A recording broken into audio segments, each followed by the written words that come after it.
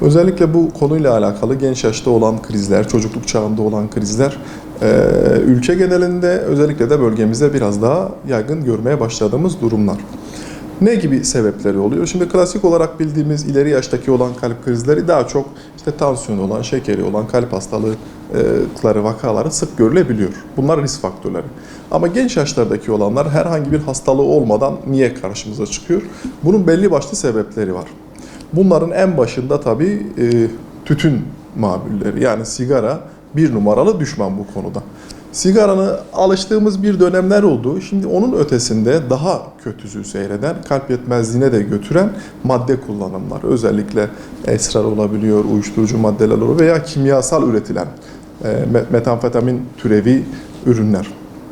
Bunlar hem ani ölüme neden olabiliyor, ek olarak kalp krizi, teorik olarak kalp hasarının göstergesi olan bütün belirteçlerle beraber bunun yanında hayatta kalsa bile kişi bundan sonraki süreçte ciddi bir kalp yetmezliği, ciddi bir kalp sorunuyla karşı karşıya ve bununla ömrü boyunca süre gelen bir şey konumuna gelebiliyor.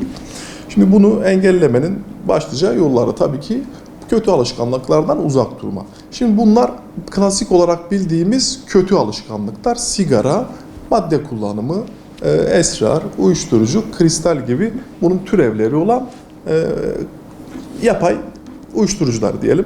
Onun dışında daha aslında masumane görünen ama tehlikeli olan başka bir durum daha var. Bu da dengesiz beslenme. Bunların başında da genç yaşta özellikle şu alışkanlık haline gelen su gibi tükettiğimiz enerji içecekleri. Genç yaşlarda kullanımı da çok yaygınlaşmaya başladı. Çok aslında masum gibi görünüyor. Alıp işte genelde sporcu bana enerji verir diye maç önceleri, bizim bu bölgede malum futbol oynama oranımız yüksek halı sahalarda. Şimdi genç çocuklarda gördüğümüz maç öncesi bir enerji içeceği alıp hemen enerjimi yükselteyim, maçta da iyi performans vereyim, iyi niyetle düşünülen bir şey. Ama bunun içeriğindeki bazı maddeler özellikle kalbe veya damarlara ciddi hasar olabiliyor. Üstüne onu kullanımından sonra ciddi bir efor sarf ettiği için bazen ana akım medyada dahi görünen ani halı sahada kalp ölümleri, kalp durmaları. Çünkü çocukluk yaşta tanı konmamış bir sürü kalp hastalığı da olabiliyor. Bu kalp kaslarının genişliği veya kalbin fazlaca büyümesi ilk tanıyı maalesef ki ani ölümle koyabiliyoruz. Bunu da ana tetikleyen şeylerden biri madde kullanımı ve sigarayı geçtim. Onun peşine gelen enerji içeceği gibi içecekler maalesef. Ailelerin bu konuda daha duyarlı olması lazım.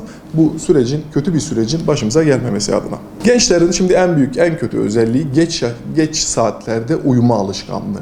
Şimdi her insanın biyolojik bir ritmi vardır.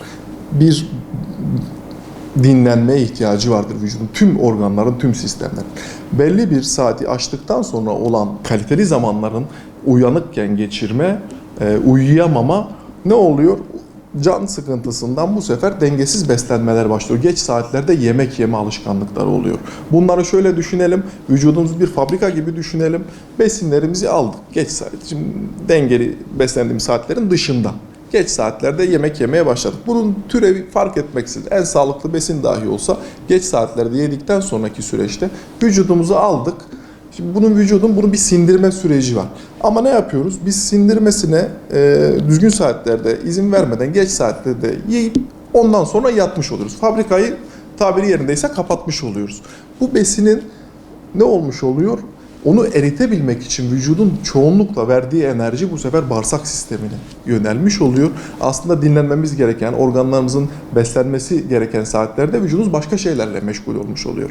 Bu da dolayısıyla uyandığımız zaman daha fazla yorgunluk, daha fazla ağrılar ve daha fazla işte tansiyon gibi, damar hastalığı gibi hastalıkların önünü açıyor maalesef. Bu yüzden geç saatlerde kalmadan hem gündüz kahvaltımızı, aslında şöyle bir deyiş var, bu çok güzel.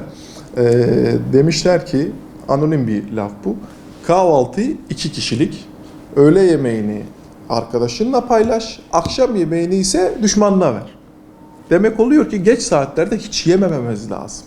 En önemli besin öğünü, özellikle gençler için konuşuyoruz bunları, öğrenciler için bilhassa kahvaltı öğünü en önemli bir besin saati. Burada dengeli beslenme, hem proteinini hem karbonhidratını hem yağını dengeli beslendiği müddetçe vücut daha zinde, daha sağlıklı kalır.